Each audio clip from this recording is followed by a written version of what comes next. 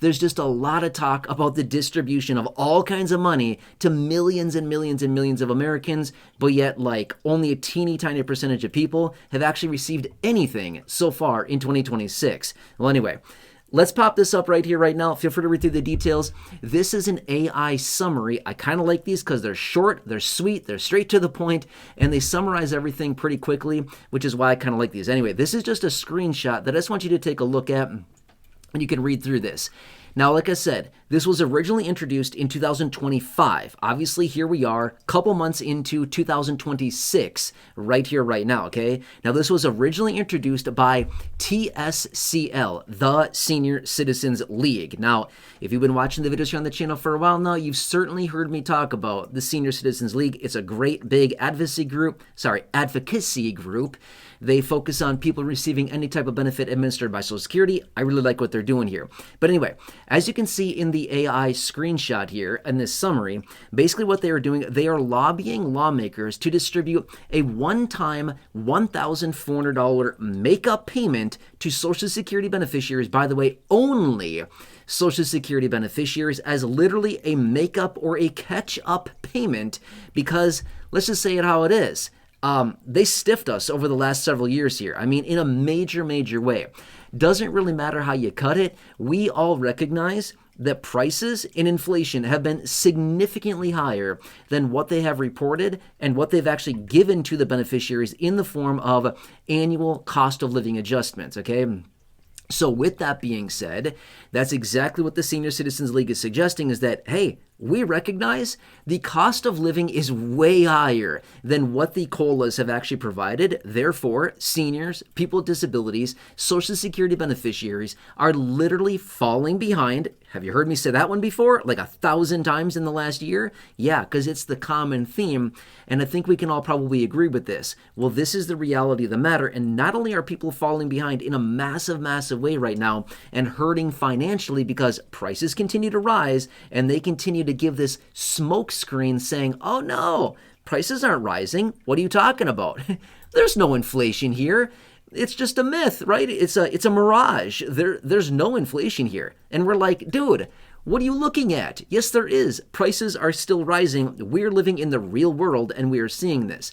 Well, that's exactly what they're saying. And I really like this proposal. Reason is they're suggesting the last handful of years here, beneficiaries have really gotten the short end of the stick when it comes down to cost of living, price increases, the cost of living, especially for those expenditures that fixed income beneficiaries spend the bulk of their money on, including shelter, healthcare, food, transportation, utilities. Oh, and medical. That's also healthcare/medical. That's where fixed income beneficiaries spend the bulk of their money.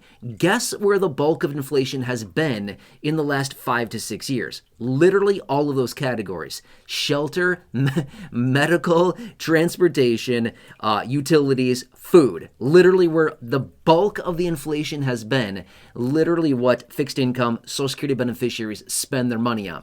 And that's exactly what the Senior Citizens League is calling on, this one-time catch-up payment to be paid to these individuals in the amount of $1,400 to basically say, hey, yeah, we're totally clear. I mean, we totally recognize we stiffed you. We probably did it on purpose over the last 5 to 6 years. Sorry about that. Here's a $1,400 catch-up payment. Now, there's a couple things that I would say I really like about this, but I would say I would adjust it, okay? And here's the deal. If you've been watching the videos here on the channel for a while now, I say this about almost everything, okay? So I'm not going to sit here and act like, I pretend like every single proposal and idea out there is perfect. I would say a lot of these are really good, but I would actually adjust this one a little bit. Here's what I would say. $1,400 is a great starting point. I don't think it's quite high enough, though, to be fair with you, okay? I think it should be more around the $2,000 to $2,500 range. I think that would really, really, really put Social Security beneficiaries back on their feet for now, at least, until they stiff us again, right? Until they 1-2 punch us, right? We know how that goes, right? The what's that thing called? The uppercut, the jab, or whatever they do. I don't know. I don't know anything about that stuff. But anyway. So I would say somewhere more along the lines of $2,000 to $2,500. So I would increase it by $6 to $900. No, $6 to $1,100 would be kind of my range to increase that by. Okay, that's number one. But next, I would also suggest this.